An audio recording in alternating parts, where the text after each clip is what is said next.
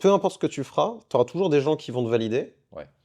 et donc pourront valider aussi une version de toi qui est, pas forcément la plus sécure, la plus fiable, la plus cohérente et c'est aussi pour ça qu'au début, tu sais, je créais un format, qui était plus analytique, Mmh. tu sais, sur YouTube avec Cinémoi où j'analysais Mmh. les formats, cinéma pour les relier à des compréhensions psychologiques et dès que j'avais commencé à et qu'on avait commencé à créer du contenu humoristique, j'ai vu que ça fonctionnait plus, Ouais. donc je me suis dit que ça, c'était le bon chemin. Ce qu'il fallait faire, ouais. Ouais et en fait, bah, plus tard, j'ai compris que c'était simplement moi, ma part, plus, enfin, on va dire mes failles narcissiques, qui m'emmenaient sur ce chemin-là, plutôt que ce qui était bon pour moi.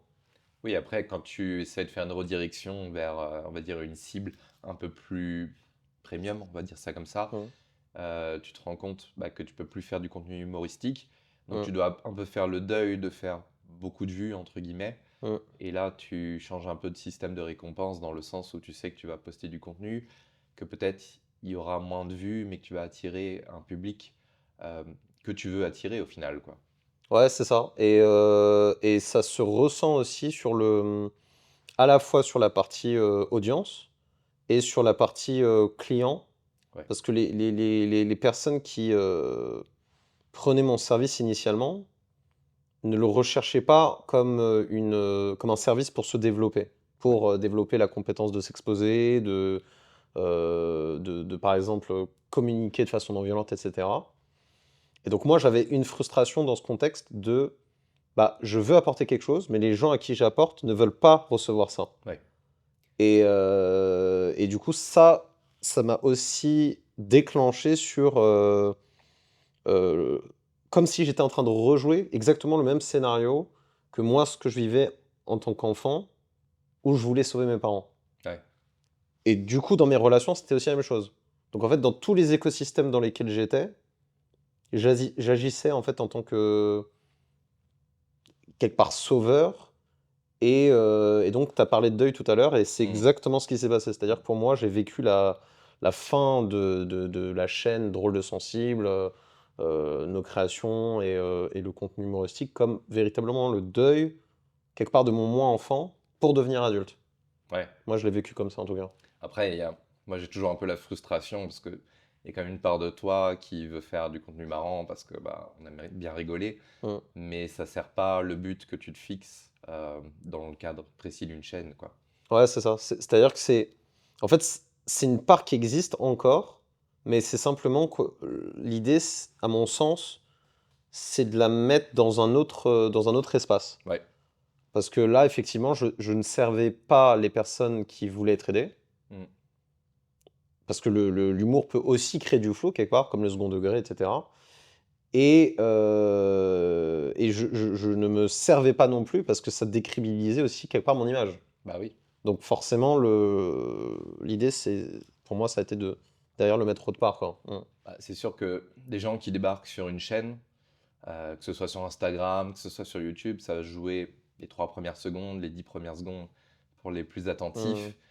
Et en fait, sans avoir déjà rien dit, tu reflètes déjà une image de toi-même. mm. Est-ce que tu es un clown? Est-ce que tu es un professionnel? Est-ce que c'est sérieux? Est-ce que c'est divertissant? Et ça, tu es obligé d'en prendre compte, même si tu as envie de dire, oui, mais ma vraie valeur, c'est pas ça, mais tu es quand même obligé dans ce Ouais, système-là de...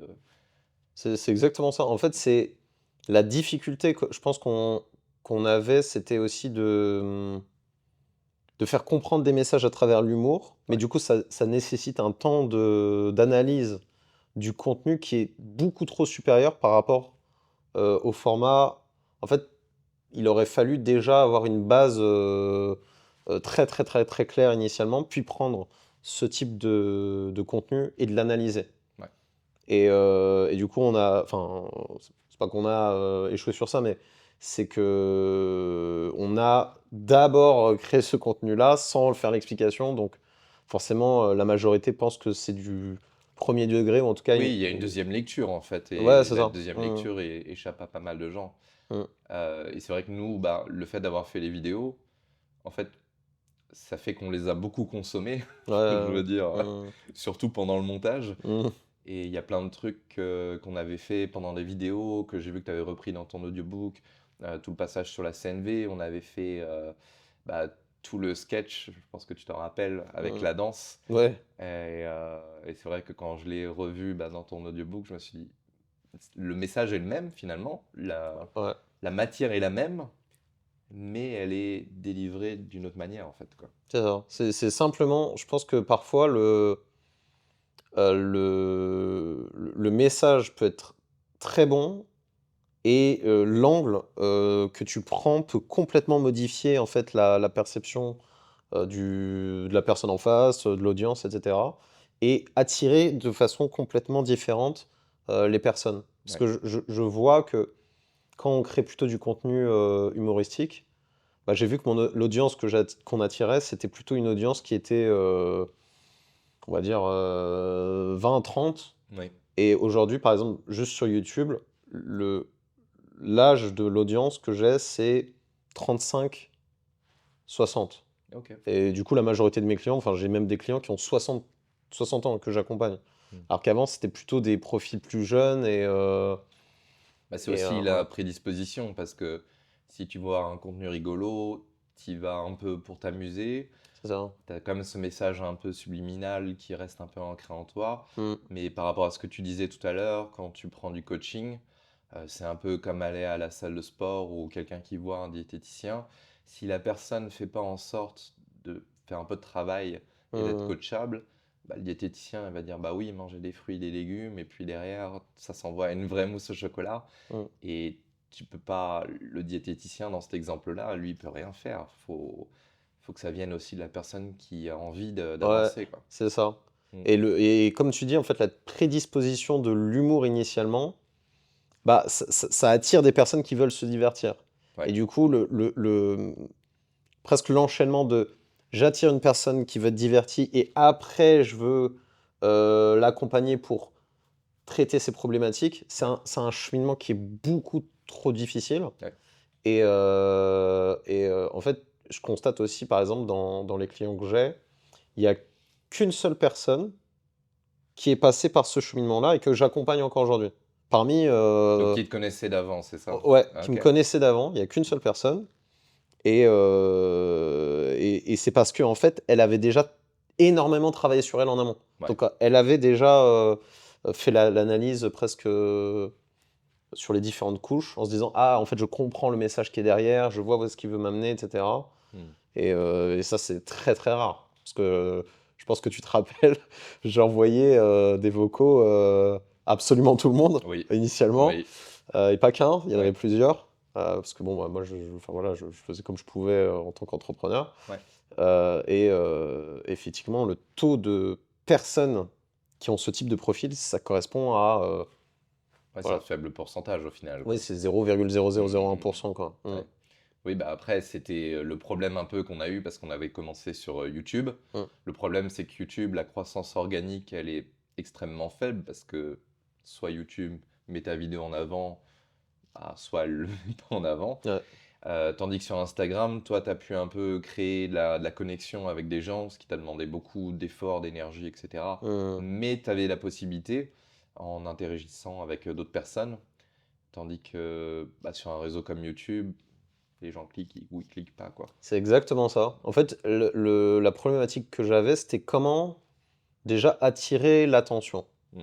Et le problème avec cette question-là, c'est que si toi, tu es insécure, tu te retrouves à essayer de prendre le choix qui est le plus direct et presque le plus efficace, mais qui va être le moins sain. Par exemple, si on prend l'exemple d'Instagram, parce que tu as aussi ce problème, mais il est moindre puisque tu peux interagir. Donc Ouais. effectivement, sur YouTube, c'est plus dur. Sur Instagram, je sais qu'à un moment donné, moi, j'étais dans une frustration et je me dis, mais comment je fais pour euh, apporter mon service à des gens en voyant que j'ai peu de gens qui viennent me contacter spontanément en me disant, ah tiens, je veux Mm. travailler avec toi pour m'exposer à travers des mises en situation, etc. Du coup, spontanément, moi, la chose que je me suis dit, c'est, bah, en fait, je dois rentrer en contact avec eux. Ouais. Et là, j'ai vu deux cheminements. Le premier, c'était, ça je m'en rappelle, c'était que j'allais dans la barre de recherche, j'avais tous les posts de la journée, absolument tous les posts qui sortaient de la journée sur les thématiques développement personnel, etc. Et j'engageais avec tout le monde. Et en fait, moi, je suis rentré dans une phase de people pleaser, de suradaptation à fond, où même je disais des messages que je pensais même pas moi-même. Mm. Et du coup, ça me crée une, Dissonance cognitive un peu. ouais, et une dissociation où je commençais même à me haïr de faire ça. Mm. Et comme je le faisais de façon récurrente et en plus sur une longue durée, bah forcément, j'ai commencé à moi-même porter un masque de plus en plus. Ouais. Et les personnes qui étaient autour de moi, bah, je pense d'ailleurs à ma première partenaire que tu connais, bah, au final, elle voit ça et elle se dit: «Mais t'es qui concrètement en fait? Je te reconnais pas, tu joues un rôle, Oui, etc.» ça te demande énormément de temps en plus dans ta vie quotidienne de répondre à Ouais, tous ces messages-là. Et, c'est ça. Ça demandait du temps, de l'énergie et factuellement en tant qu'entrepreneur, c'était pas rentable. Parce que ouais. le service en plus que je donnais, je le dévaluais complètement. Parce que moi, je faisais des workshops, c'était 15 euros. Oui, c'était one shot en plus. Donc, C'était one shot. Le mm. modèle économique Ouais. était, je pense, probablement l'un des pires modèles qui puisse exister. Ça marchait, ceci dit, mais Ça marchait, il mais n'y avait pas de l'effort. récurrence, il n'y avait pas l'initiative client. Et Exact. du coup, si toi tu t'arrêtais, en fait, il se passait plus rien, quoi. C'est ça. J'étais trop tributaire de la réussite de l'entreprise et surtout, je pense que euh, j'essaie de créer un besoin. Enfin, je pense que c'est un besoin. Je pense sincèrement que c'est un besoin. C'est juste que c'était pas le besoin du marché. Ouais. Et les personnes qui en ont besoin n'en avaient pas besoin sous cette forme-là. Ouais. On peut peut-être clarifier parce que en fait, tu proposais de résoudre certaines thématiques avec l'outil de l'improvisation, c'est ça? Ouais, c'est exactement En ça. groupe. Exactement. C'était en groupe. Alors, le tout premier, c'était, j'avais essayé de le faire en présentiel. Ouais. Donc, forcément, tu arrives sur la contrainte du lieu. Oui. Donc, le tout premier, celui-ci, je l'ai fait à Metz. C'était dans un jardin un peu perdu. Donc, il fallait trouver des gens, Mm. etc. Donc, moi, j'étais en mode, ah, mais qu'est-ce qui m'empêcherait de le faire en ligne? Ouais. Donc, de l'impro en ligne, j'en ai très rarement vu. Et puis, finalement, j'ai vu que j'arrivais à attirer des gens. Il y avait des personnes qui disaient, ouais, mais le concept est génial. Ouais. Mais après, ils poursuivaient pas. Parce que forcément, c'est un concept aussi qui est très inconfortable de s'exposer. Et je pense que c'est bien aussi de faire le lien maintenant avec comment on s'est connus. Parce que Oui, oui, oui. c'est aussi le cœur de notre rencontre, en fait. Bah, j'allais t'en parler, c'est que nous, bah, on a commencé à faire de l'impro en même temps. Mm.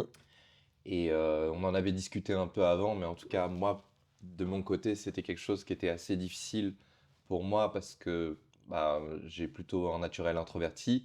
Mm. Et le fait d'aller s'exposer devant des personnes, hein, même si j'ai toujours été un peu un petit rigolo, et ben, c'est pas le truc que je voulais faire, mais je sentais Mm. que j'en avais besoin. Toi, c'était quoi un peu ta Mm. démarche? Ouais. Moi, c'était. Il y avait de ça.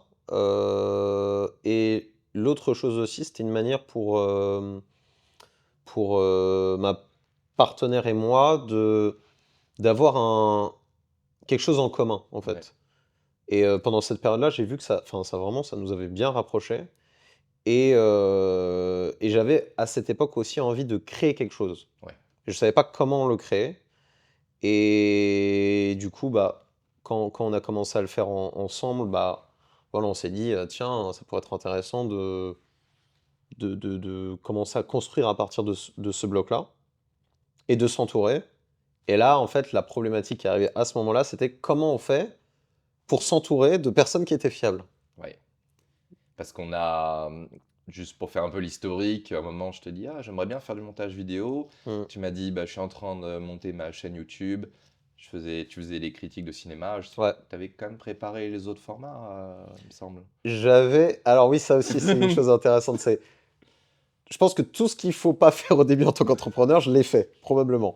Et, euh, et du coup, en termes de format, j'avais 4 idées de format. Ouais.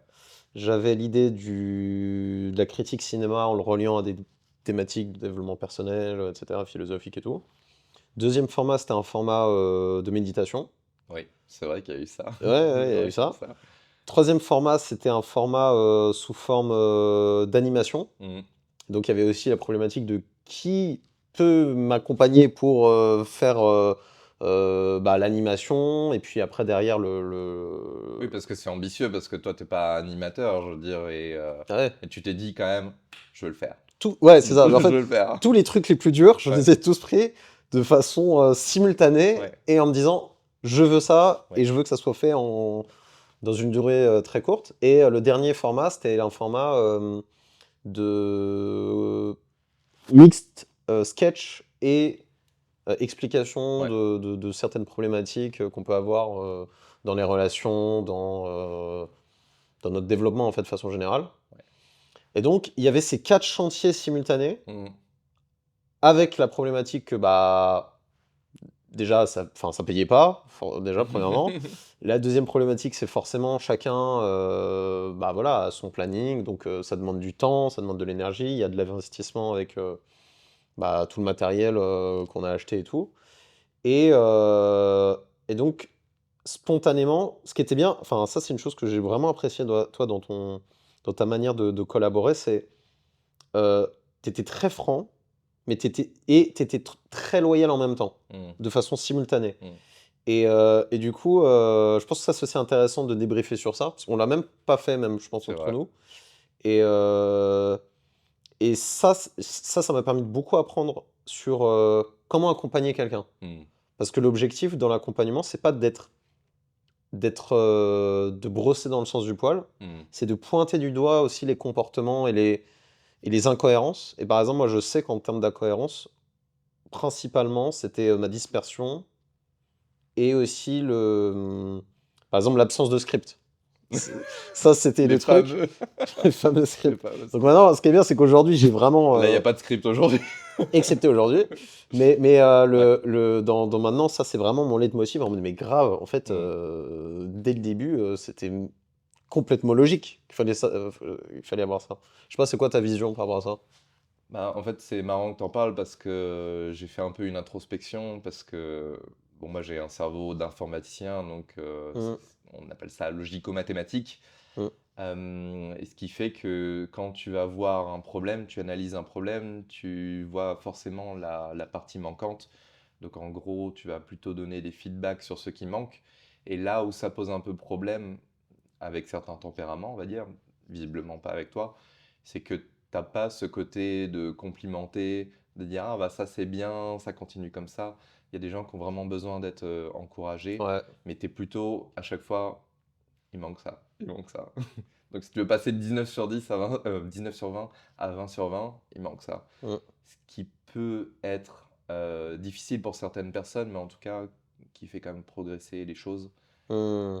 Et voilà un peu comment je l'ai vécu. Ouais, Donc, c'est ça. Et je pense que c'est en termes de ressenti, je pense que ça c'est important de comprendre les comportements et de voir qu'est-ce que ça déclenche et comment ça nous a aussi permis de maintenir bah, une amitié, même si bah, voilà, ce projet commence à arrêter, ce qui est OK. mm. Le tout début, quand j'ai vu ça, j'avais de la colère. J'étais en mode Ouais, ouais. ah, Ouais, ça fait pas plaisir, hein. mais ça fait Ça fait absolument pas pas plaisir. plaisir, ouais. C'est exactement ça. Et c'est assez marrant parce que finalement, je reprends un peu aussi les choses de comment toi tu interagissais avec moi dans moi-même mes Ouais, ouais, accompagnements, tu vois. ouais. Et à chaque fois, mes clients au début, bah voilà, ils ressentent de la colère, ils disent mais putain, Mm. ça me saoule, Ouais. etc. Mais dans ce contexte-là, moi je me suis dit, mais en fait, c'est complètement logique ce qu'il dit. Mm. Je peux être en colère, j'ai le droit d'être en colère. C'est une réaction naturelle, en fait. Voilà, c'est une réaction naturelle. Mm, Mais quels sont les faits? mm, Lui, dans son comportement, il me pointe du doigt mes incohérences, que je répète, mais que j'essaye un peu d'améliorer à chaque fois. mm, Et il reste présent. Et il est fiable, il dit qu'il fait un truc, il le fait, etc. mm, Et de l'autre côté, j'avais d'autres personnes dans mon entourage où c'était l'inverse. mm, C'est-à-dire qu'ils me validaient, ils étaient en mode ouais, c'est trop bien, mais en fait, dans les faits, ils, en fait, ils n'étaient pas présents. Ils Ouais, prenaient pas d'initiative, ils participaient peu au projet, mais ce qui est OK en fait en soi. bien sûr, ouais. Ils avaient carrément finalement le droit de faire ça, mais le problème c'était la différence entre ce qu'ils disaient et ce qu'ils faisaient et qui crée de l'insécurité. Tu as pris l'exemple tout à l'heure sans le nommer parce que c'est pas l'idée, c'est pas de nommer la personne, c'est plus ah oui, je suis super intéressé par le projet, je viens Mmh. à telle heure. Mmh. Et la personne, elle n'est pas disponible, elle se réveille à 15 heures, je sais plus exactement c'était quoi l'histoire, mais il y a eu plein de situations comme ça. C'était un tournage dans l'après-midi et on n'avait pas de nouvelles, on envoyait des messages Ouais, c'est ça. et on reçoit un message, je sais pas, peut-être 1 heure après la date qui était prévue, qui était quand même le dimanche après-midi, Ouais, en mode bah je suis pas réveillé. ouais, c'est ça. Je suis pas réveillé, et toi, tu te dis, mais bah, voilà, on Ouais, a 26 ans. Dans la logique, à ce moment-là, on se disait, mais c'est pas normal en fait. ouais, ouais. Et il y a eu plusieurs types de collaborations comme ça où il y avait cette incohérence. Et ce qui est intéressant de voir, c'était que le fait de créer un projet, ça crée de la lumière et ça attire. Ouais. Et le paradoxe que j'avais observé, c'est ça attire des gens qui ne veulent pas faire d'efforts pour eux évoluer. Hmm. Et je me dis, mais pourquoi? Il y a le côté ludique. Il y a le côté ludique, et en fait, derrière aussi ça, et ça, c'est aussi ce qui m'avait amené dans une relation toxique que tu connais, Hmm.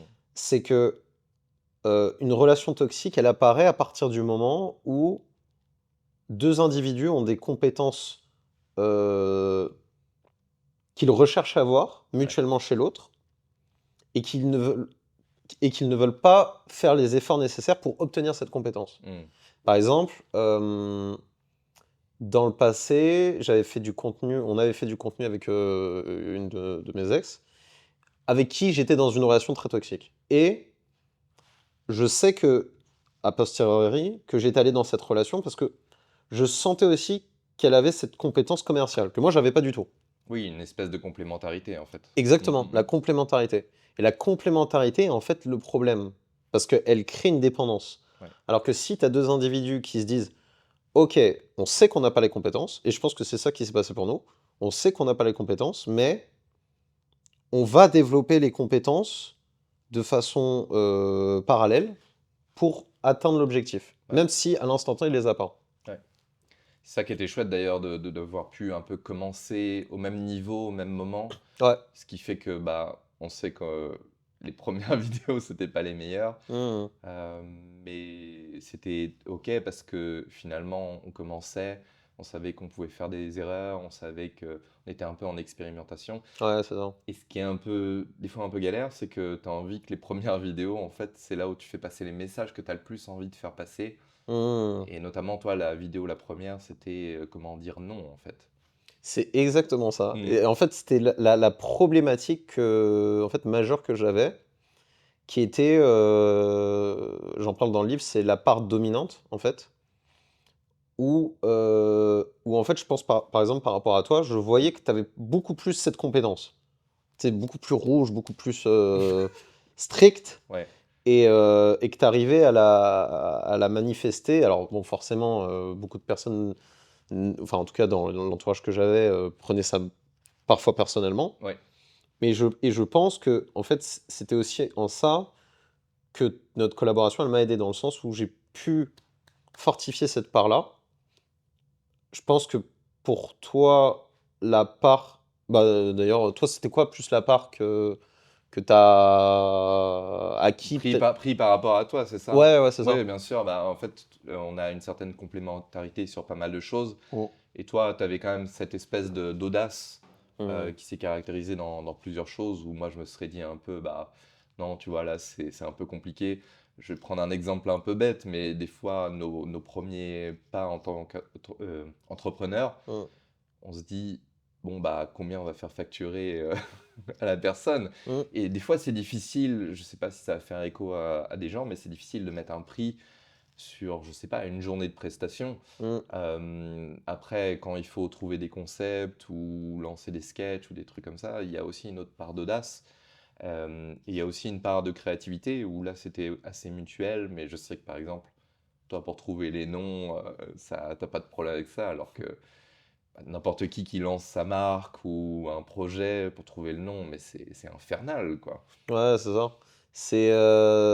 Et je pense qu'en fait, en termes d'attachement, parce que ça, c'est le lien aussi plus tard que j'ai compris sur l'attachement, sécure, insécure, anxieux, évitant, désorganisé, c'est que, à mon sens, la chose qu'on essayait de développer à ce niveau-là, pendant cette expérience, c'était comment être plus sécure. Très rapidement, si tu veux déjà élever tes standards, arrêter de te suradapter, je t'ai créé une masterclass complètement offerte qui va t'apprendre à développer un attachement sécure, arrêter d'être dans de la suradaptation et revenir à des standards relationnels dont tu es fier.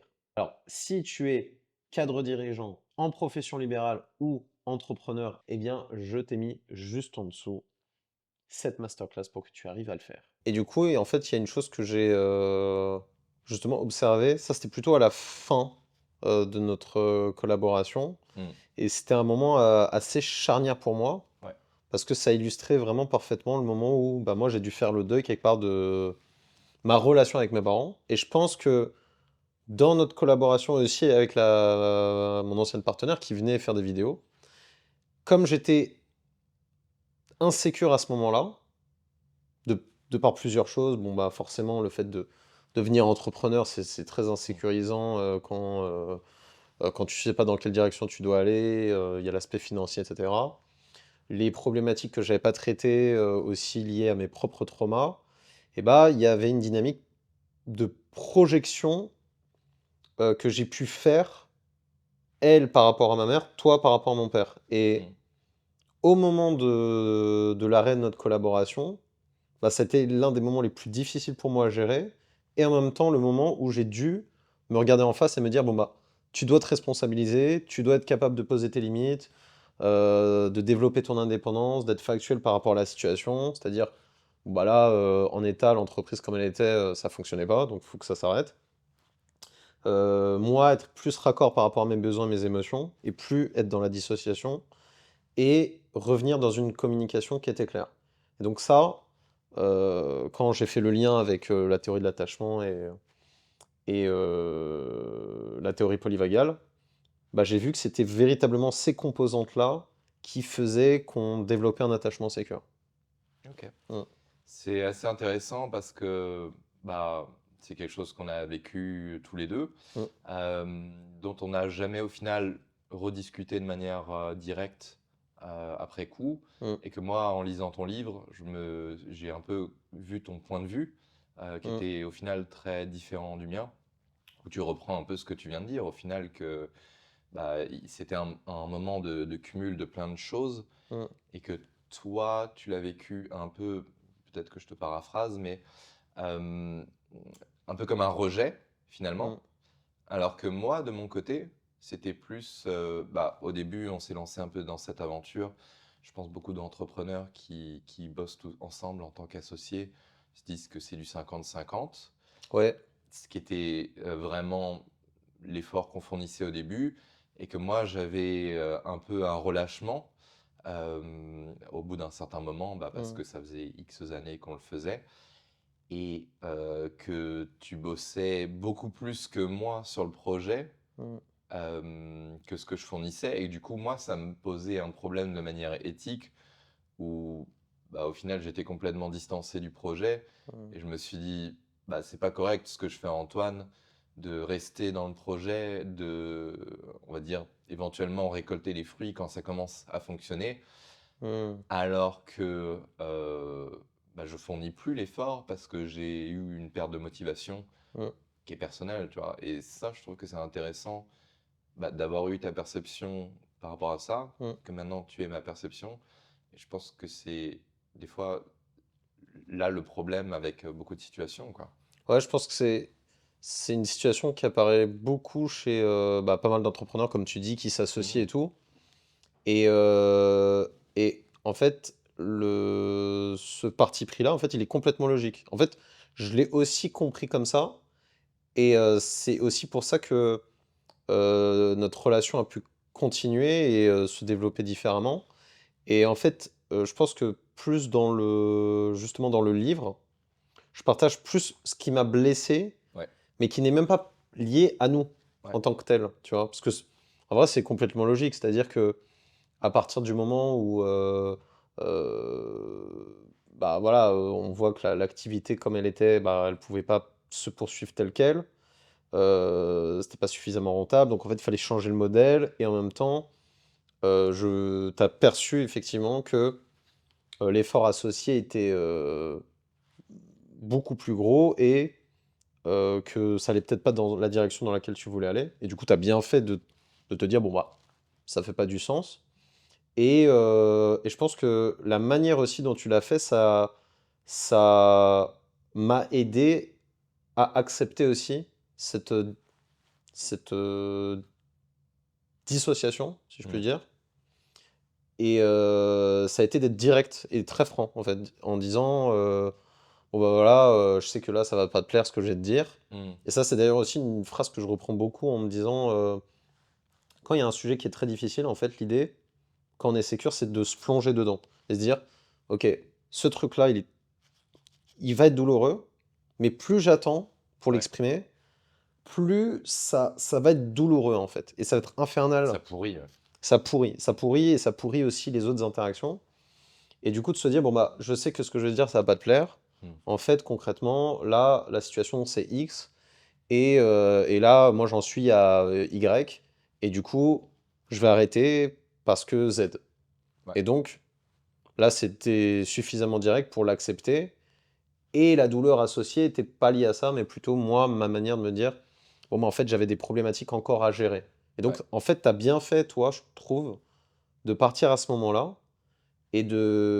Parce que moi, j'avais des choses à régler aussi seul. ouais. Et que j'arrivais pas à régler. Et qui m'empêchait, en fait, finalement, d'accéder bah, là, à ce que j'en suis aujourd'hui. Donc, c'était le meilleur mouvement à faire, en fait. Je pense que c'est vraiment quelque chose qui arrive souvent quand les gens s'associent, c'est-à-dire qu'il y a un niveau d'engagement Mm. bah, qui peut être variable d'un côté comme de l'autre, et les deux côtés sont pas nécessairement agréables à vivre. Et là, j'ai un peu du mal à me repérer dans le temps, mais je sais qu'à ce moment-là, tu étais vraiment dédié peut-être à 100%. Je sais que c'était le moment où, par exemple, on en a parlé tout à l'heure, mais où tu as envoyé énormément de messages vocaux Mm. pour générer des ventes, que c'était, tu m'avais dit, c'était quoi, peut-être 3% qui générait une vente au final. Ouais, c'est ça. Et Et du coup, c'est un travail de fou, quoi. en fait, c'est à la fois la quantité de l'effort, mais en fait, ça, je pense qu'en termes de résilience, on est résilients tous les deux. Et je pense que la plus grosse difficulté que moi que je vivais, c'était plus la quantité de rejet Ouais. que je vivais quotidiennement. Et je pense que la majorité, s'ils vivent juste une journée de ça, Hmm. la plupart deviennent fous. Mais c'est formateur ou c'est destructeur au final? C'est une bonne question. Vous avez 2 heures. C'est une bonne question. Une copie double. Je dirais que euh, c- je pense que c'est aussi une question de durée. Hmm. Je pense que la durée aurait pu être plus courte. Je pense que la durée aurait pu être plus courte. Par contre, le fait de l'avoir fait, ça m'a donné une capacité d'acceptation du rejet et d'abandon de façon quotidienne qui fait que je peux tenir sur une durée qui dépasse, à mon sens, quelque chose de commun. Et, Ouais. euh, et donc moi, ça m'a effectivement permis de développer la capacité de prospecter même maintenant des entreprises, de relancer plusieurs fois. De plus avoir peur de rejet quand même. Enfin, un peu Exactement, moins, on va dire, c'est quoi. ça. Hmm. En fait, c'est la, la manière dont ce rejet va se manifester, je peux l'accepter Oui, sur une autre. c'est une barre d'endurance un peu quelque part. C'est exactement Ouais, ça, ouais. c'est une barre d'endurance. Hmm. Parce que quand pendant 3 ans, tu envoies des vocaux Hmm. et que la majorité du temps, bah, soit les gens te répondent pas, donc tu relances, soit tu reçois des messages d'insultes, soit les gens te bloquent, Ouais. et dans le lot, tu as 5%, allez, 3%, entre 3 et 5% Hmm. qui te répondent, soit en te disant oui, puis ils te répondent pas, soit en te disant oui, et ensuite ils acceptent. Bah là, effectivement, derrière, le reste, c'est presque dérisoire maintenant au niveau du rejet. Ouais. Mm. Il y a ce truc-là quand même dans le milieu du coaching et particulièrement en France, c'est que un coach va être perçu limite comme un arnaqueur, Mm. alors que je sais pas, si tu vas chez ton boucher et que tu demandes un poulet rôti, tu vas pas dire ah, tu te fais de la thune sur moi. Et ça, c'est très problématique. J'ai entendu beaucoup de gens en parler, alors Mm. que tu fournis quand même un service, qu'il y a, je sais pas, des livres, des connaissances accumulées, synthétisées, et aussi de l'expérience. Et je sais pas pourquoi il y a ce truc de t'essaies de m'arnaquer. Mm. C'est une bonne observation. Effectivement, en fait, je pense qu'il y a deux choses. C'est au niveau de la culture française par rapport à la Par culture, rapport à l'argent, ouais. bah voilà, déjà par rapport à l'argent, en un. En deux, c'est que c'est plutôt quelque chose qui est mieux perçu, par exemple aux États-Unis ou même dans des pays anglophones, c'est beaucoup plus intégré. Et du coup, le mix des deux, effectivement, crée une dynamique de rejet, parce que c'est quelque chose d'assez frontal aussi en même temps. Mm. Parce qu'on pointe du doigt des comportements spécifiques. Et c'est d'ailleurs une des raisons pour laquelle aujourd'hui, moi, je vais pas non plus me présenter comme coach. Ouais. En fait, je me présente pas comme coach. Ouais, il y a des mots comme ça qui sont devenus un peu maudits, comme développement personnel. Exactement, Ouais. ouais, c'est exactement ça. Et en fait, à la place, maintenant, comment je me présente, c'est plus, voilà ce que j'ai vécu, Mm. et voilà les enseignements que j'ai tirés par rapport à ça. Quelles sont les choses que j'ai faites pour passer du point A au point B? Ouais. Et du coup, euh, un peu comme ce que j'ai fait dans le livre, en présentant une roadmap, Ouais. et ben en fait, les personnes qui me contactent ou qui travaillent avec moi, c'est des personnes qui voient le cheminement que j'ai fait Ouais. et qui captent ce qu'ils peuvent obtenir à travers ce cheminement et qui veulent aller plus vite. Ouais. Et du coup, je ne fais pas du coaching, en fait. Mm. Je suis simplement en train d'observer, que ce soit comportementalement, au niveau de la situation de la personne, sa manière de communiquer, où est-ce qu'elle en est et où est-ce que moi j'en étais quand j'étais à son niveau. Mm. Et ce que j'ai fait moi pour faire ce shift que eux perçoivent et qu'ils veulent. Ouais. C'est plus ça. Donc c'est pas vraiment du coaching. Je pense qu'on a eu un peu la même démarche, toi et moi, c'est-à-dire qu'on a eu des, j'allais dire points de souffrance, mais en tout cas des Mm, choses sur lesquelles on aurait aimé évoluer, s'améliorer, qu'on a fait nos propres recherches, qu'on a expérimenté aussi, parce que des fois, il y a des mm. choses qui marchent, des choses qui marchent moins, et que une fois qu'on a certains résultats, on se dit, bah, j'aimerais bien un peu partager ça aux autres, quoi, parce que Ouais, il y a d'autres personnes qui vivent la même chose que moi, et de manière synthétique. euh, et pour moi, c'est un peu ça la démarche, quoi. ouais, c'est ça. Je pense que dans ce que j'appelle aussi être sécure, c'est une posture qui n'est plus celle de la survie, simplement en mode obtenir des ressources, etc., ou être avec quelqu'un pour passer un moment difficile et donc être dans une relation toxique. C'est une posture de transmission et du coup, ça permet aussi quelque part de sortir de la perception de ah, il sait tout. Parce que Mm. quand tu es dans une posture de voilà ce que j'ai vécu et voilà ce que j'ai fait, bah en fait, t'es pas dans une posture de sachant, tu es Oui, dans une posture de j'expérimente de façon empirique une situation, je tire des conclusions de ça, et j'essaie de comparer à ce qui existe en termes de théorie scientifique. ouais. C'est pour ça que je fais le lien avec théorie polyvagale et théorie de Mm, mm, l'attachement, mm. parce que je les ai expérimentés en vrai. Ouais. Parce que avant toute cette période-là, moi j'avais rarement, déjà en un, autant d'attraction. Mm. Genre, j'étais quelqu'un de très timide, introverti et tout. J'avais peu par exemple, de femmes qui étaient attirées par moi. Mm. Et soudainement, je me retrouve dans une situation où j'ai Beaucoup énormément d'attention. d'expositions. Ouais. Mm, mm. Et je me dis, mais comment ça se fait que ça m'arrive maintenant? Ouais. Et pourquoi, tiens, maintenant j'agis de telle manière, pourquoi l'autre personne agit de telle manière? Et je me retrouve dans des situations où je me dis, mais jamais de ma vie, je me serais dit que j'allais tomber dans cette situation. Ouais. Et en fait, quand tu fais la superposition avec la théorie, tu fais, ah, en fait, je comprends le pourquoi et le comment. Et du coup, je peux le transmettre. C'est ça. Mm. Et un peu ce côté, je ne vais pas dire que tu deviens connu, mais là, sur Instagram, tu as combien d'abonnés actuellement? Plus ou moins, hein. Bah, vers les 50 000, quoi. Voilà, vers la 50 000, c'est quand même Mm. un très beau chiffre. Mm.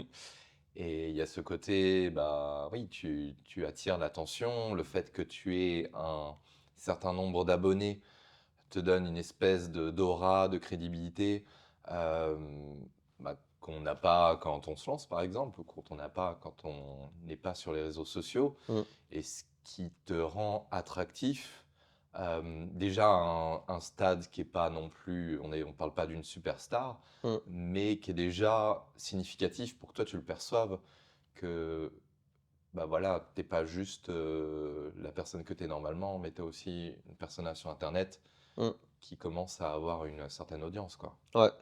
Et en fait, paradoxalement, plus j'évolue, plus je me détache de ces chiffres. Ouais. En fait, c'est plus qu'est-ce que je peux apporter à partir de moi, mon expérience sur Terre, en fait, un peu, Hmm, et mes apprentissages et mes erreurs, à mon audience et mes clients, hmm, plutôt que la quantité de personnes qui me suivent. Parce que ça, c'était mon ancienne problématique, en fait. Mon ancienne problématique, c'était, ouais. je vais réussir à partir du moment où j'aurai X nombre de personnes qui vont me suivre, etc. Aujourd'hui, si je reste à ce stade, Hmm, je suis parfaitement satisfait parce que c'est pas mon objectif. Mon ouais. objectif, c'est pas d'aller dans la quantité, mais d'aller dans de la qualité, de faire un suivi vraiment très précis et très profond avec Faire des transformations, pas juste du... C'est ça. Ouais. Ouais, c'est Pas exactement te ça. vendre du temps, quoi. C'est exactement ça. Et d'ailleurs, quand tu es entrepreneur au début, Hmm, il y a ce paradoxe-là que dans lequel j'ai dû sortir. C'était il faut que j'ai le maximum de clients, il faut que j'ai le maximum de personnes qui me suivent. Mais quand tu es dans ça, déjà, tu es dans une prison. ouais. Parce que ça veut dire que tu vas toujours trouver de plus en plus de clients. Hmm, Ça, c'est un truc dont il faut vite sortir.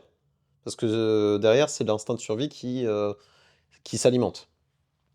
Et ça, c'était ce qui m'est arrivé quand j'avais de plus en plus de workshops, etc. Et du coup, à la place, se dire, OK, qui sont les profils que je veux accompagner, qui ont la capacité déjà financière de prendre ce service, hmm. sans se retrouver dans une situation ah, mais je peux pas payer, et toi, tu te retrouves avec les insécurités de tes clients et c'est l'enfer. Et qui peuvent même se dire, tiens, qu'est-ce qui m'empêcherait de continuer avec cette personne, Ouais. de travailler avec? Et donc là, tu n'es plus dans cette dynamique de quantité, mais de qualité et de profondeur, en gros. Mm. Ouais, ça, tu me l'as dit plusieurs fois que c'était super important de bien cibler les personnes que tu veux Mm. accompagner. Il y a un truc dont tu as parlé très rapidement, mais tu l'as aussi dit dans le livre, et je pense qu'on a une approche assez similaire de la vie. C'est que dans le livre, tu as dit, je vais peut-être mal te paraphraser, mais que tu as envie qu'à 85 ans, donc quand tu arrives au bout du chemin, bah, tu dis que tu as accompli quelque chose, que tu as laissé quelque chose derrière toi. Et moi, finalement, j'ai une vision assez similaire, que tu vois un peu le bout du chemin et t'as pas envie d'être dans le regret et tu as envie d'avoir Mm. laissé un peu ta trace. Et, ça, j'avais trouvé ça super intéressant et c'est pour ça que je trouve que l'exercice du livre, même si tu sais que tu vas pas en vendre autant que Harry Potter, Mm. c'est quand même intéressant parce que ça permet d'aborder peut-être certains sujets qui sont bizarrement plus intimes, Mm. mais que tu livres au public et dont on va pas forcément discuter au quotidien, quoi. Complètement. Et je pense qu'il y a aussi une autre fonction que j'ai compris après l'avoir écrit, c'est d'avoir comme un manuel au cas où je me reperde. Mm. Parce que ça, c'était, je sais pas comment toi tu l'as senti, mais moi, quand on était dans cette période, enfin, de rôle de sensible avec les Mm, sketchs et mm, mm. tout, j'avais la sensation même physique d'être comme dans un brouillard. Ouais, Moi, je savais pas où aller, hein. ouais. J'avais pas de direction. En fait, tu avais des directions, mais on en avait plein. Ouais, en fait, c'est exactement ça. C'est-à-dire que j'avais toutes les directions, on avait toutes les directions possibles, de façon simultanée et à fond, Ouais. au lieu de D'en les a- choisir une, quoi. d'en choisir une et d'être aligné avec ça. Et du coup, mon cerveau était dans ce flou. Et je sais, et je pense que dans mon entourage, en fait, ça se percevait, ça les mettait eux-mêmes dans une insécurité Mm. dont j'étais responsable aussi. Et ça, c'était difficile parce que je pense que j'avais aussi de la culpabilité en me disant, mais Là, je sais que ce que je fais, c'est pas clair, et j'ai des personnes qui prennent de leur temps pour me suivre, et donc j'avais de la culpabilité en fait à ce moment-là. Et du coup, une des choses, c'était effectivement de me dire, au bout d'un moment, il faut être recentré et faire ce truc-là, être bon dans ce truc, et peut-être que ça passe après quoi. Mm. C'est toute la difficulté de l'entrepreneuriat au final quand tu y penses, parce que tu dois être sûr de ton idée, mais en même temps être capable de pivoter quand tu sens que Ouais, c'est pas la meilleure idée, mais pas tout le temps pivoter, sinon t'amènes à rien. Et ça, je pense que c'est vraiment le truc le plus dur, quoi. c'est le truc le Mm. plus dur, et aussi l'autre donnée qui est combien de temps j'accepte d'être dans ce truc de flou. Ouais. Et c'est vrai qu'à un moment donné, je pense que vraiment l'un des indicateurs où je me suis dit, bon bah là, c'est plus du tout la bonne approche, c'est j'avais vu j'avais vu qu'il y avait une vidéo qui avait très bien marché, elle avait fait, je sais plus, 500 000 ou 1 million, je sais même plus le chiffre. Mm. Et j'ai vu qu'il n'y avait pas de changement en fait significatif dans mon quotidien, même au niveau des ventes, etc. Et donc, dans la souffrance dans laquelle j'étais, et là, je me suis dit, bon, bah, en fait, le modèle, il est juste pas bon. Ouais. Et du coup, la question, c'est, qu'est-ce que je fais maintenant, sachant que ce modèle, il est pas bon? Quelle est l'identité que je dois avoir, alors que tous les jours, je me suis battu pour un truc qui était la fausse route? Mm. Et là, tu as une remise en question de toute ton existence, de tout ton entourage, et c'est là que moi, je me suis rendu compte aussi de la posture de sauveur que j'avais. Mm. Tu vois, donc ça, c'était le truc. Enfin, on en rigole parce que bon, forcément, du coup, forcément, il y a des choses où on se dit, mais c'était évident, en fait, quand on prend du recul. Mais quand tu es dans le moment, Mm. tu te prends pas, t'as pas cette clarté, quoi. Ouais, mais c'est très bizarre parce que, bon, du coup, moi, dans l'histoire, au début, toi, tu étais plutôt celui qui était devant la caméra et moi derrière la caméra. Mm, Et récemment, j'ai eu ma petite expérience où je devais me mettre moi-même devant la caméra. Et le fait de poster ta vidéo qui, bah, surtout au début, va pas forcément générer trop de vues, trop de likes ou de commentaires. Dans mon cas, très peu. Et là où j'ai vu que c'était très sournois, en fait, c'est que bah, dans la vraie vie, j'ai eu la chance d'avoir eu plein de retours de gens qui ont vu la vidéo, qui me disent ah, j'aimerais bien voir la suite, etc. Mais des dizaines de personnes dans mon entourage en vrai, alors que si je prenais les chiffres tels qu'ils étaient, c'était quelques likes de ma maman, mm. pas de commentaires, alors que les gens suivaient quand même le truc, m'ont dit ouais, c'est super intéressant. Et si j'avais pas eu ce retour-là, je me serais dit, en fait, ça sert à rien ce que je fais, quoi. C'est très pertinent, et c'est en fait effectivement une réalité en plus entrepreneuriale qui est que les clients en plus qui vont prendre ton service, c'est rarement ceux qui commentent. Ouais. Et ça, c'est très paradoxal. C'est-à-dire que tu ne sais pas si ce que tu es en train de faire correspond à ce que veut ton client idéal, et ceux qui commentent peut-être sont en train de te dévier de ce que tu dois faire. Oui. Et du coup, aujourd'hui, j'ai un pare-feu pour m'empêcher d'aller dans la mauvaise direction. C'est d'être toujours en train de communiquer en pensant à mes clients idéaux, Ouais. indépendamment du nombre de likes. Ouais. Et en général, toutes les vidéos qui font peu de likes ou qui ont peu d'interactions, c'est littéralement celles-ci qui font que derrière, bah voilà, tu as des clients qui viennent te voir, des prospects, etc. Et donc, en fait, c'est un petit peu ça la différence entre, je pense, la posture d'influenceur dans laquelle on était plus avant, avec Mm. l'humour et tout, où là, on recherche des likes, des commentaires, etc. Et la posture d'entrepreneur dont ce n'est pas l'objectif. Où l'objectif, c'est en fait, c'est développer son entreprise pour servir une audience qui a des besoins spécifiques. Après, c'est, encore une fois, tu cherches, et là, ça va être un thème assez fort, je pense, une validation, parce que tu veux savoir si tu fais la bonne chose ou si tu t'égares. Et dans cette recherche de validation, bah, tu peux t'égarer, et ça peut être le cas aussi dans les relations. Ça, je pense que tu en parles pas mal quand même, de Mm. pas rechercher cette validation. Euh, ouais, si tu veux en parler. Ouais, Je te jette sous le bus. ouais, non, mais c'est une très bonne question. En fait, effectivement, c'est exactement le même parallèle. En fait, c'est Mm. pour ça que j'aime bien l'idée que le système nerveux relie les deux univers, que le monde pro et la vie privée. Parce que ce que tu fais dans ton travail a un impact aussi dans le type de relation intime que tu as. Et j'avais observé que moi, quand j'étais dans un mode de survie, bah, les profils que j'attirais, c'était aussi des profils de survie, Mm. qui avaient des ambivalences, parce que moi-même, j'avais des ambivalences et de l'ambiguïté dans mes comportements. Et j'observais que ces relations toxiques dans lesquelles moi j'allais, elles étaient toxiques parce qu'il y avait cette dynamique de validation mutuelle qu'on devait se faire de façon récurrente et très courte. Et du coup, j'avais cette double frustration qui était, je vis ça dans ma vie pro, je suis dans une quête de validation qui n'était pas juste en termes d'entrepreneuriat, et dans ma vie perso, où bah, dans ma vie intime, voilà, j'étais avec des personnes avec qui je devais valider, et de l'autre côté, où j'étais dans une posture de bah, j'ai besoin de ta validation comme un enfant en fait. Donc j'étais un enfant dans tous les écosystèmes, et je pense que le jour où tu deviens véritablement adulte, c'est le jour où tu ne cherches plus de validation de tous tes écosystèmes, et que tu es dans une posture de responsabilisation, où tu te dis, bon bah, en fait, c'est quoi mes besoins, et comment je peux répondre à mes besoins de façon indépendante, émotionnellement, financièrement. Mm. Et là, dans ce contexte, tu fusionnes les deux, et ça assainit tous tous tes écosystèmes, quoi. Ouais.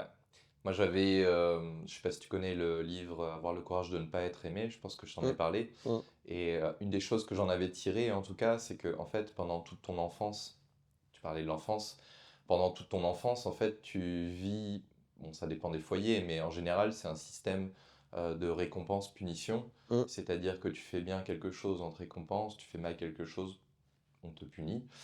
Et le problème quand tu deviens adulte, en fait, bah, c'est que tu fonctionnes encore sur ce même logiciel où bah, tu es en mode récompense et punition, sauf que bah, tu n'habites plus avec tes parents au bout d'un certain âge. Mm. Et il y a un peu cette recherche qui est toujours là de récompense. Ouais. Donc tu vas essayer de l'obtenir via ta partenaire, tu vas essayer de l'obtenir au travail, Mm. et ce qui fait que il y a des fois chez certaines personnes un peu ce manque-là de s'il te plaît, fais-moi des compliments parce que ça Mm. a été installé pendant la jeunesse. En tout cas, c'est comme ça que je l'ai perçu moi. Ouais. C'est effectivement le cas, c'est-à-dire qu'il y a ces deux leviers de récompense et de limite. Et en tout cas, pour ma part, moi, je sais que la problématique que j'avais dans mon enfance, c'était que moi, j'étais pas validé. J'étais invalidé, en fait, en permanence par mon père, par ma mère, etc., qui même me dénigrait. Et du coup, le moment où, en fait, on a créé justement bah, ce premier projet entrepreneurial, bah, pour la première fois, je goûtais quelque chose que je n'avais jamais connu, Mm. qui était ah, bravo, félicitations pour ton projet.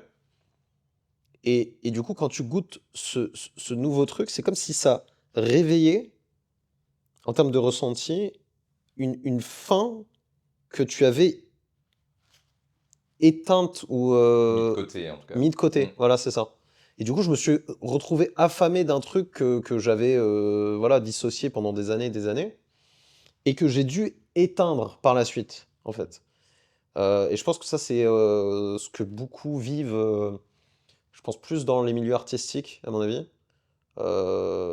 Et donc, en fait, effectivement, le piège, c'est de vouloir essayer de combler cette faim qui va jamais s'arrêter, Ouais.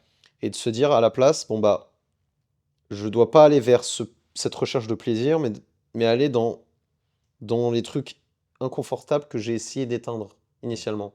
Pour- En fait, tu disais que ça t'avait réveillé le besoin de Ah oui, validation, que c'était ok. une fin un peu Hmm. insatiable, Ouais, c'est et ça. que du coup, toi, tu as dû... Ouais. Et du coup, la chose la plus difficile, c'est de pas aller chercher à combler cette faim-là, et à la place se dire, bon bah, je dois aller dans les sujets inconfortables que j'ai essayé de mettre de côté pendant des années et des années, et qui en fait étaient en train de piloter mes choix. Mm. Et donc c'est un sentiment qui est pire, en fait. Et de se dire, le bon chemin, c'est le chemin qui est le plus douloureux. Et sauf qu'à un moment, bah, cette douleur, elle s'estompe et tu découvres ce que c'est que la paix. Et c'est un sentiment qui est nouveau quand tu as vécu que dans un environnement quelque part dysfonctionnel, quoi. Ouais, moi je sais que j'ai pas trop besoin de validation, même si c'est toujours agréable. Et je pense que tu es peut-être assez similaire par rapport à ça, c'est que j'ai un très haut niveau d'exigence par rapport à moi-même, que je sais que personne n'aura vis-à-vis de moi, et que si je suis satisfait de quelque chose que j'ai fait, en fait, enfin, ça suffit. Mm. Et ça c'est aussi une chose, je pense, qui est intéressant de partager, c'est comment gérer son niveau d'exigence avec d'autres personnes qui n'ont pas le même niveau d'exigence. Et comment piloter ça, surtout quand bah, tu débutes et que tu n'as pas en plus nécessairement les moyens de rétribuer à la hauteur de ce que tu veux les personnes avec qui tu travailles. Et donc forcément, les personnes qui vont collaborer avec toi, ça va être des personnes qui ont un autre modèle qui est autre que celui de la rétribution financière, Hmm. mais qui va être le modèle de j'ai besoin d'être validé. Ouais. Et donc ça veut dire que toi, tu te retrouves dans une posture où tu dois beaucoup valider, et en même temps, dans ta posture, tu dois sortir de la validation, et donc tu as ce paradoxe de personne me valide, et moi je dois valider les autres. Ouais. Et donc il y a ce déséquilibre, et ça je pense que tous ceux qui sont chefs d'entreprise ou qui ont des équipes, ils vivent avec cette espèce d'asymétrie. Hmm. Et donc, ça demande un ancrage qui est encore plus fort pour pouvoir faire la bascule vers les autres et dire, OK, bravo pour tel comportement. Ouais. Et de l'autre côté, bah, aussi savoir poser ses limites. Donc, je pense que le travail personnel à ce niveau-là, il est nécessaire, sinon tu rentres dans justement des comportements toxiques, de manipulation ou de suradaptation. Il y a aussi, moi ce que j'ai vécu dans mes relations, c'est que il y a certaines de mes partenaires avaient très peu confiance en elles, Mm. ce qui est très bizarre parce que bah, des fois, quand on connaît pas une personne, tu te dis waouh, elle est vraiment, vraiment très en confiance. Et dès que tu rentres dans l'intimité, tu vois qu'il y a beaucoup de failles, il y a beaucoup de remises en question. Et là, pour compenser ce manque de confiance, en fait, il y a une demande de validation permanente qui est difficile, en tout cas pour moi, car comme je t'ai dit au début, je ne suis pas du genre à donner des compliments parce que c'est pas comme ça que mon logiciel fonctionne. Et je pense qu'il y a beaucoup de, on va dire, problèmes de couple qui découlent un peu de ça, quoi. Mm. Et ça, c'est effectivement aussi une chose que moi j'avais vécue, dans le sens où moi j'étais demandeur de ça. Et en fait, la résolution de cette problématique, c'est de se dire, bon, bah, chacun des deux partenaires doit faire un travail sur lui de s'auto-valider, s'auto-cadrer en termes de comportement dysfonctionnel pour revenir à une dynamique d'interdépendance et pas de dépendance, Ouais.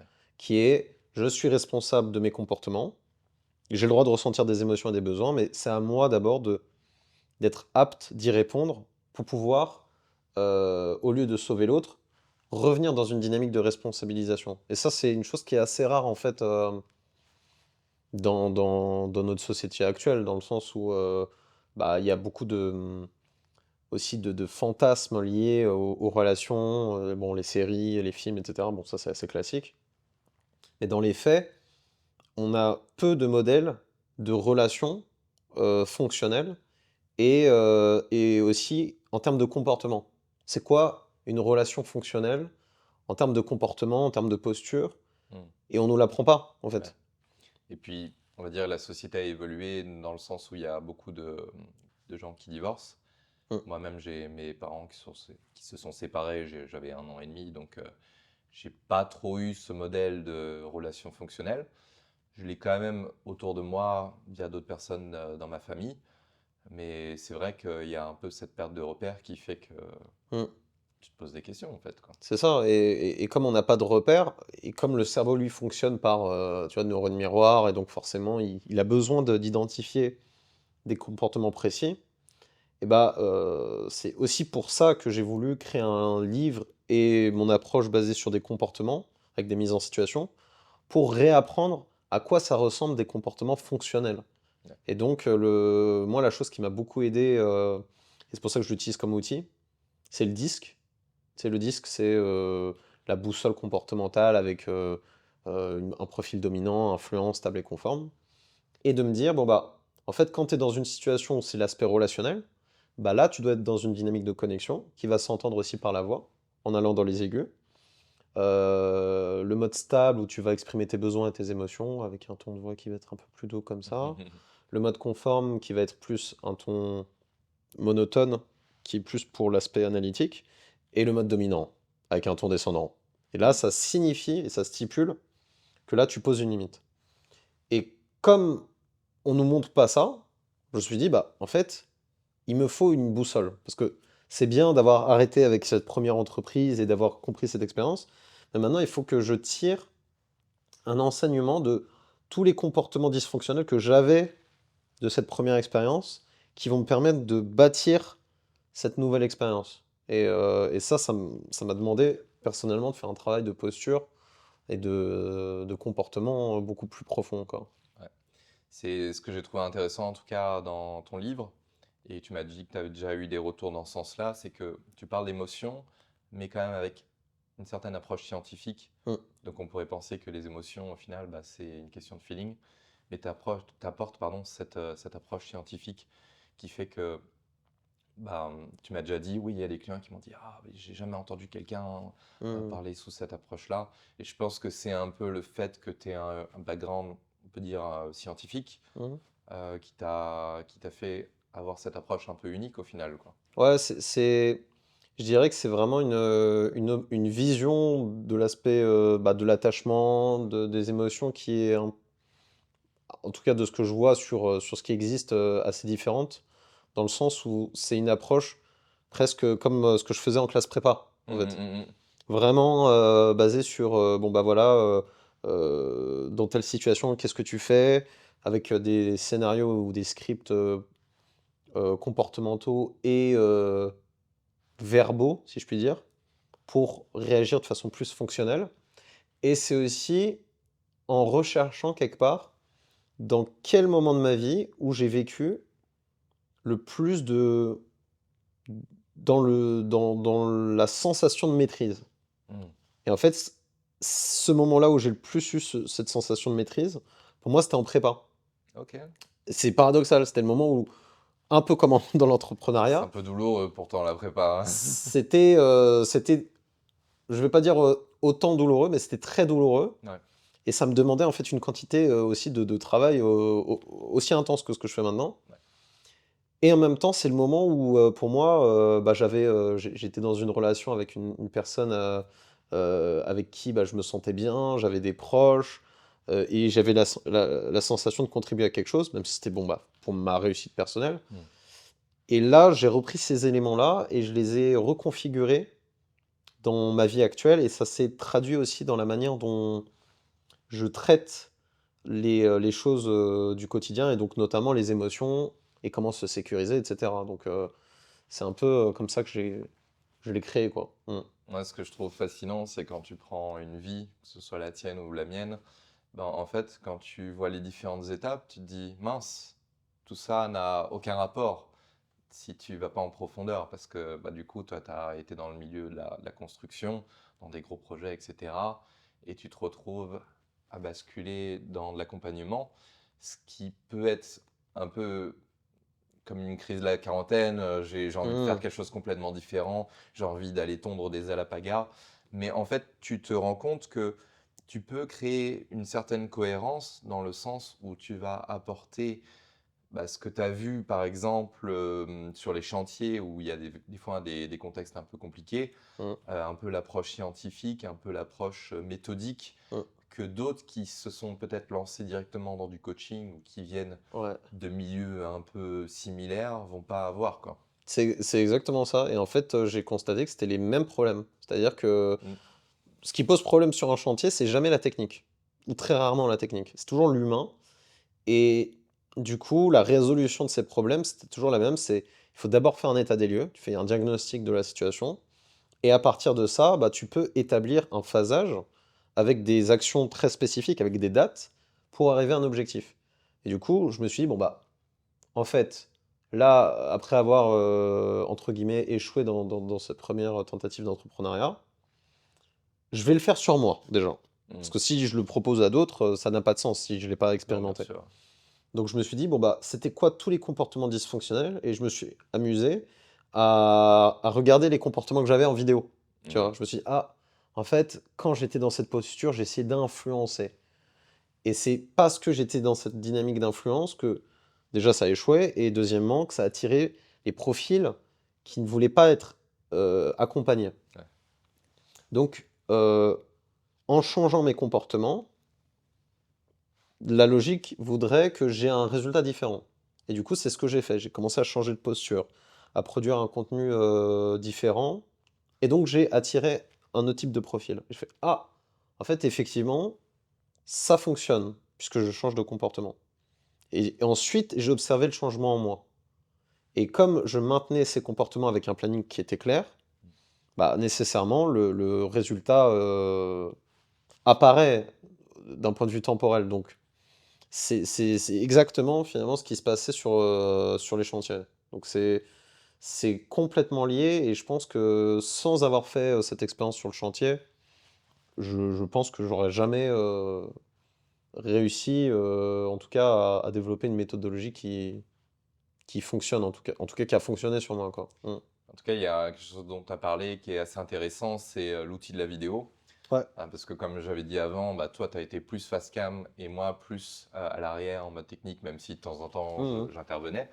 Donc j'ai eu cette expérience d'être devant la caméra de manière un peu plus tardive Mhm. et du coup qui est un peu plus récente pour moi. Et je me suis rendu compte bah, à quel point c'est difficile d'avoir ton image, le retour de ton image, dans le sens où bah, déjà certaines personnes vont se regarder devant la glace et vont se dire ah j'ai un bouton là, etc. Mhm. La plupart des gens entendent leur voix et n'apprécient pas ce qu'ils entendent parce que c'est pas leur perception de la voix. Mhm. Et là, on additionne le tout. Et c'est vrai que les premières vidéos que j'ai eues, je me suis dit, mince, il faut que je corrige ça, il faut que je corrige ça. Ouais. Ça a été très difficile, mais en tout cas, ça a été très formateur. Et il me semble que tu m'avais dit que toi, c'est un outil que tu utilisais sur tes causes d'accompagnement. Ouais, c'est exactement ça. Et en fait, tu vois, avec le recul, je constate que la partie qu'on a vécue ensemble avec les sketchs, etc., le vrai objectif qui était derrière, c'était juste d'être à l'aise avec son image. Ouais. Et en préparation de ça, comme tu le sais aussi, moi j'avais fait des années de chant et de cours de chant. Ouais. Tu vois, bon, tu connais les sons que je faisais, etc.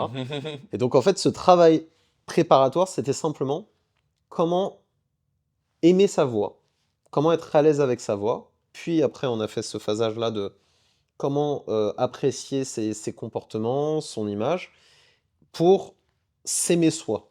En tout cas, s'apprécier dans ce qu'on reflète.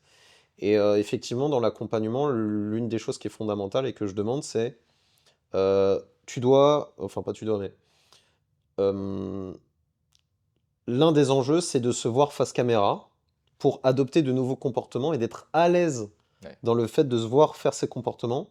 Parce que si on n'est pas à l'aise dans le fait de se voir en train de faire ces comportements, on ne sera pas à l'aise de les faire en vrai. Ouais.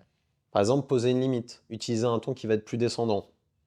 Par exemple, les profils qui vont avoir un attachement anxieux, quand ils vont poser une limite, ils vont dire bah ouais, je veux pas que tu fasses ça. Et tu vois, à la fin de la phrase, comme il y a le ton montant, Hmm. Il y a une hésitation. il y a une Ouais. hésitation, et en fait, ça crée une dynamique de je dois répondre à un truc Hmm, ou hmm, hmm. tu sais plus comment te positionner. Et c'est pour ça que l'enjeu, c'est vraiment de maîtriser ces comportements, de se voir en train de les maîtriser, parce que comme ça, après, pour les faire en vrai, ça va être beaucoup plus fluide. Et donc, de proche en proche, tu maîtrises le comportement, quoi. Ouais, et tu vois aussi ton non-verbal, parce que c'est vrai que quand on parle par exemple de CNV, Mm, on s'attache presque à juste au verbal. Donc, quel est le discours qu'on doit dérouler? complètement. Mais au final, le non-verbal, c'est bon, il y a différents chiffres, on entend Oui, 70%, ouais, etc. mm, Mais en tout cas, on peut dire que c'est super important, limite plus important que ce que tu dis pour certaines personnes. complètement. Et ça change complètement la perception d'un message, et encore plus en fonction des profils qui ont un attachement un peu insécure. Mm. Par exemple, les profils, là je parlais des profils anxieux, eux ils ont besoin de validation, entre guillemets, enfin ils ont besoin normalement de se valider eux-mêmes, Mm. mais ils vont l'exprimer dans un besoin de validation externe. Et du coup, moi par exemple, quand j'ai un profil qui va être anxieux, ma voix elle va pas être exactement la même. Je vais avoir Mm. une voix qui va être un peu plus Ouais, pour mettre à l'aise un peu douce. quand même. Mm, Voilà, mm, c'est mm, ça, mm. pour mettre à l'aise, à l'aise. Et de l'autre côté, un profil qui va être évitant, lui, il va avoir un ton grave. Donc moi, je me positionne dans le ton grave pour l'amener à un ton plus aigu. Ouais. Et ça, c'est marrant, c'est une observation aussi que je fais, par exemple par rapport à toi, Mm. c'est que j'ai vu que toi, tu as eu un shift de ton. Je sais pas si tu l'as perçu. Au tout début Ouais. et à la fin, qu'on ait bossé ensemble. T'as Sur pris... les vidéos, tu veux dire, ou quand on était ensemble? euh, même quand on était ensemble, en fait. D'accord, Toi, ok. t'as adopté un ton qui était un peu plus dans les aigus. Ok, Parce qu'en fait, toi, tu partais d'un attachement plus évitant que moi, ok. et ton attachement est devenu plus sécure, et donc, tu as pris l'habitude d'avoir un ton plus aigu Ouais. dans le quotidien. Toi, Enfin, moi, c'est ma perception. t'as cette perception quand même qui fait partie. Enfin, tu sais, il y a la théorie des 8 ou 9 intelligences, je sais plus. Mhm. Mais tu as quand même cette perception qui est un peu liée à la musique Ouais, et au chant qui fait que tu décèles mieux les intonations, tu décèles mieux le rythme, ce qui te permet de percevoir d'autres choses bah, qui relèvent du non-verbal au final, quoi. ouais, c'est ça. En fait, je, je perçois les interactions comme un orchestre. Mm. C'est-à-dire que, voilà, il y a des mélodies différentes qui pour créer quelque chose d'harmonieux, doivent s'accorder d'une certaine manière et doivent aussi s'accorder dans leur évolution mutuelle. C'est-à-dire par exemple, une relation toxique, c'est deux instruments qui essaient de s'accorder, sauf qu'en fait, pour s'accorder, ils doivent changer leur accordage De base, ouais. Ouais. de Mm, base. mm, mm. Et ils essaient de s'accorder en fait avec des instruments qui sont désaccordés. Ouais. Et c'est ça qui est difficile. Et par exemple, quand tu es dans une relation de couple, la difficulté, c'est que les deux, bah, ils se disent, bah non, mais c'est ta faute, c'est parce que t'es pas accordé, Mm, mm, mm. etc. Alors qu'en fait, c'est les deux qui sont désaccordés. Et donc, les deux doivent changer leur accordage de façon simultanée, et pas trop rapidement non plus, pour pouvoir revenir à un nouveau point d'équilibre. Et je pense que c'est aussi ça qui fait bah, que beaucoup de couples s'arrêtent. Alors qu'en fait, ils peuvent avoir la compétence de s'accorder de façon fine et précise simultanément, quoi. T'as quand même cette frustration, je pense, de certaines personnes qui sont en couple qui font que eux ne peuvent pas être eux-mêmes, Ouais. le partenaire ou la partenaire ne peuvent pas être eux-mêmes et du coup, ensemble, c'est un peu la théorie des foules, ensemble forment deux personnes qui ne sont ni eux ni l'autre personne. Mmh. Ça peut être bien des fois, ça peut être beau, je dirais même, mais parfois après, quand le couple se termine, il y a un peu cette sensation d'avoir fait que des compromissions et de s'être oublié. Mmh. Ouais, c'est une bonne observation. Et en fait, la chose qui est assez difficile, c'est déjà de s'accorder sur qu'est-ce que être soi-même. Et moi, je fais toujours une distinction entre personne et personnalité. Hmm. En gros, comment je le définis, c'est une personne, c'est l'ensemble des composantes biologiques, physiologiques et psychologiques de ton corps. Donc ça, c'est vraiment purement physique et matériel. Et la personnalité, c'est l'ensemble des comportements que ton corps peut adopter en fonction des situations, Hmm. soit relationnelles, soit liées aux ressources. Donc au niveau des ressources, ça va être l'attaque et la fuite. Donc ça, tu identifies si la personne en face, c'est un ennemi ou pas, Hmm. globalement. Et de l'autre côté, tu as le mode ah, je peux relâcher, être dans la connexion, ou dans le repos, ou pire, dans l'état de figement, si je vois que la personne, elle est vraiment trop dangereuse. Et la problématique majeure qu'il y a dans les couples, c'est que certaines personnes, de par leur vécu, renforcent des parties, par exemple, d'attaque, Hmm. et se disent, moi, je suis ce profil d'attaque. Ouais. Alors qu'en fait, en eux, existent des comportements de je peux être vulnérable, je peux être dans la connexion. Et par exemple, pour moi, ça a été ça le véritable travail, ça a été de euh, transformer mon identité, qui à l'instant T, quand on collabore ensemble, était très, pouvait très, dans le people pleaser, la suradaptation, l'humour, etc. Et de me dire, en fait, je peux et j'ai le droit de modifier mon identité pour qu'elle corresponde mieux à ce que moi j'ai envie de transmettre au monde. Ouais. Et donc d'être moins dans la validation des autres, dans la suradaptation et être un peu plus centré, quoi. L'identité, c'est vraiment tout un sujet parce que en fait, il y a beaucoup de gens qui pensent avoir une identité ou se définissent une Mm, identité et de là découle leur tempérament. Parce que moi, je vais prendre un exemple un peu bateau, mm, mais quand j'étais petit, j'étais pas nécessairement sportif et le fait de ne pas être nécessairement sportif et d'avoir par exemple des jambes un peu plus développées fait que je me suis dit, bah, je vais faire que des sports où je suis fort avec les jambes. Donc, je vais mm, faire de la course, etc., etc. Et puis un jour, j'ai eu une modification d'identité où je me suis juste dit, bah, en fait, je suis capable potentiellement de tout faire. mm, Et ça m'a ouvert énormément de champs de possibilités mm, de faire des choses qui m'auraient un peu gêné, comme de l'impro ou d'autres choses, tu vois. mm. Et d'ailleurs, comment toi, t'as perçu, peut-être dans ton évolution, ce shift identitaire, bah, soit dans notre collaboration, soit dans l'expérience qu'on a eue? Bah, moi, en tout cas, c'était de faire des choses qui te. C'est le truc un peu bateau, mais qui est vrai, te sortent de ta zone de confort. Mm, Parce que bah, il y a plein de choses, on n'était clairement pas formés. Je veux dire, bon, on avait fait quelques cours d'impro, ouais. mais de là à écrire des scripts, de là même à parler de certains sujets sérieux. Moi, je sais que si je dois parler de certains sujets sérieux, bah, j'ai pas envie de dire n'importe quoi. Mm, Donc, je vais m'enseigner. Je pense que toi, c'est pareil. mm, Et tout le côté technique, quand tu mets en place l'éclairage, la caméra, etc. Eh ben, en fait, le fait de faire des choses dont tu n'étais pas prédisposé et qui se soldent quand même en succès, relatif succès bien sûr, ça te met en confiance pour aborder n'importe quel défi. mm. C'est un petit peu en fait la question aussi de légitimité. Ouais, Parce que comme tu le relèves, c'est comment, comment réussir à parler de certains sujets alors qu'on n'est pas, je vais pas dire formé, ou en tout cas, on n'a pas de diplôme sur ce tu sujet. n'as Ou, pas la blouse blanche. voilà, c'est exactement ça. Et d'ailleurs, moi, c'est d'ailleurs ce type de remarques que je peux recevoir, c'est Ouais, complètement légitime. Et en fait, la légitimité, elle se base sur quatre piliers globalement. En tout cas, c'est comme ça que je l'observe. Le premier pilier, c'est qu'est-ce que dit la science sur le sujet que toi, tu vas aborder. Par exemple, pour moi, ça va être théorie de l'attachement, théorie polyvagale, comment fonctionne le système nerveux, etc. En deux, c'est comment toi, tu as mis en place des choses et quels résultats tu as obtenus. Est-ce que tu as vécu les mêmes problématiques que les personnes que tu veux finalement accompagner ou aider? En 3, ça va être l'aspect, hem, qu'est-ce que toi, tu donnes comme conseil ou comme recommandation et quels résultats ont les personnes qui suivent tes recommandations?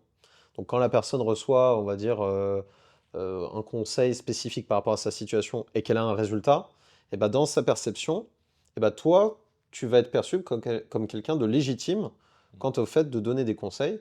Et en 4, c'est quelles sont les problématiques que vivent les personnes auxquelles tu vas t'adresser, et comme cet ensemble vit les mêmes problématiques et que toi aussi tu as vécu ces mêmes problématiques, et comme vous êtes quelque part des pairs, et bah, finalement la personne va se dire: «Ah, la personne est comme moi, donc elle va être plus légitime de parler de mes problématiques». C'est pour ça que, par exemple, pour moi, les cibles que je vise en termes d'accompagnement, ça va être, les, cadres dirigeants, les entrepreneurs, les, profils, libéraux.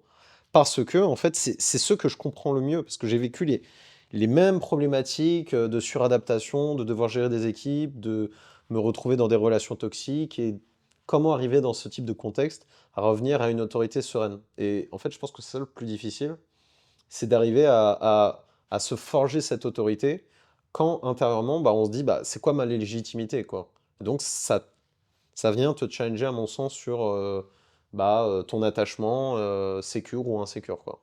ouais. Moi, j'ai un mécanisme un peu similaire, c'est-à-dire que quand tu arrives sur un sujet, par exemple l'introversion, que tu as pas un profil, admettons, de psychologue, bah, tu sais que tu n'as pas de légitimité. Mmh. Donc en fait, je sais que je vais avoir un phénomène de surcompensation parce que bah, je m'exprime presque avec mon nom facilement.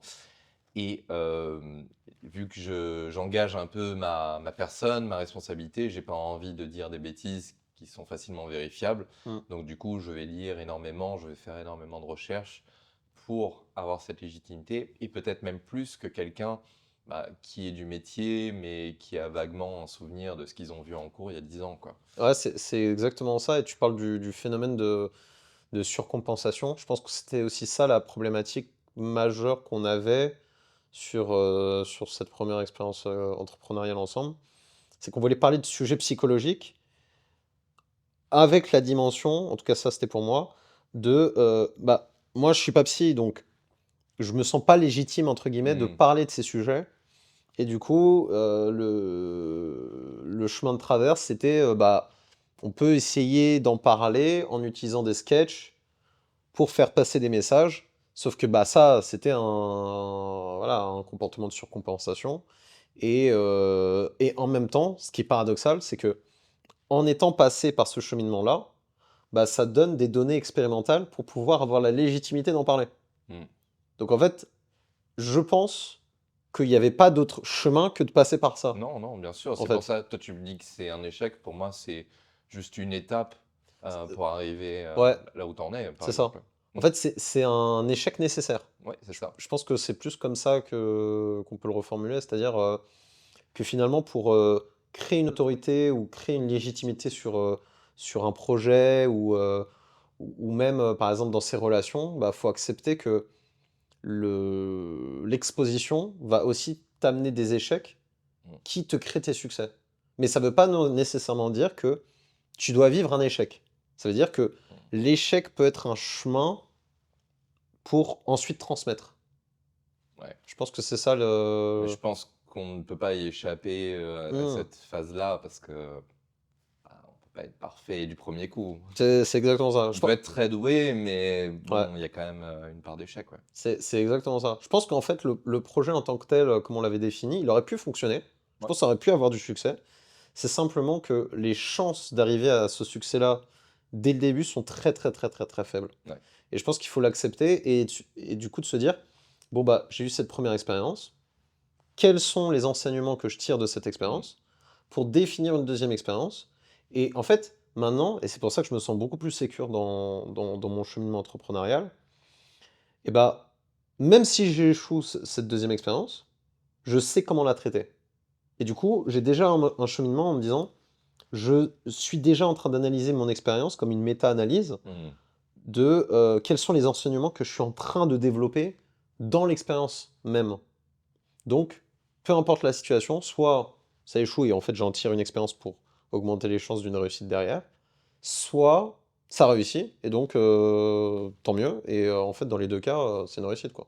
Après, on peut dire qu'au début, on était plus dans une phase exploratoire, on tente plein de choses, Exact. et que là, ça s'affine de plus en plus jusqu'à ce que en fait, tu aies trouvé un peu ton cœur, Mm. même si c'est pas exclu qu'à un moment donné, bah, tu dévies légèrement, mais c'est plus C'est ça. En fait, je pense que ça pourrait être l'occasion, effectivement, dans un autre podcast, de se poser la question, comment, en fait, designer son entreprise, quels sont les facteurs à définir pour savoir si on va dans la direction ou pas, Ouais. et comment filtrer, finalement, les espèces d'appels de phare ou de sirènes à côté qui peuvent nous tenter en se disant ah ça c'est peut-être mieux Ouais. sans voir en fait les contraintes qui sont derrière quoi. Donc je pense que ça fait du Ce sens. serait intéressant d'en parler en tout cas. Ouais. Ouais, ouais, complètement. En tout cas, à partir de notre expérience, moi je trouve que c'est super intéressant parce que bah, on entend souvent l'expérience des gros gros comptes, je sais pas, sur YouTube, etc. Hmm, Mais en fait, on se rend compte que eux, ils étaient là depuis le début, et ça, c'est pas du tout transposable à quelqu'un qui veut se lancer aujourd'hui ou qui s'est lancé il y a quelques années. ouais, Donc, je pense que d'avoir notre expérience à nous par rapport à ça, c'est beaucoup plus transposable.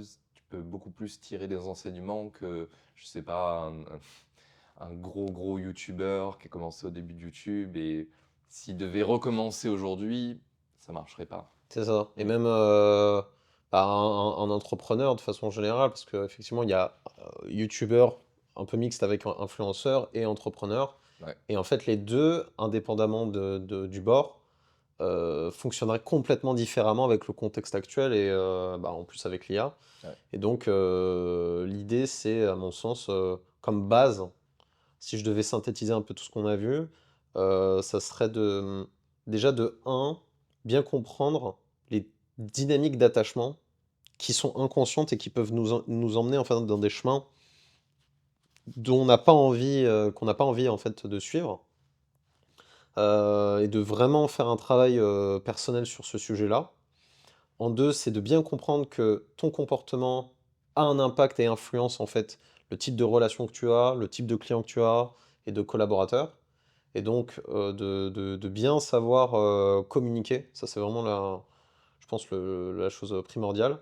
Et le dernier élément, ça serait d'avoir une vision quand même long terme. Parce que si tu n'as pas une vision long terme, tu te retrouves dans des comportements de survie qui s'alimentent et qui se renforcent. Alors que quand tu es dans une dynamique long terme, bah, tu peux... Tu peux sacrifier le présent pour le futur, hein. Ouais, c'est ça, Mm. c'est exactement ça.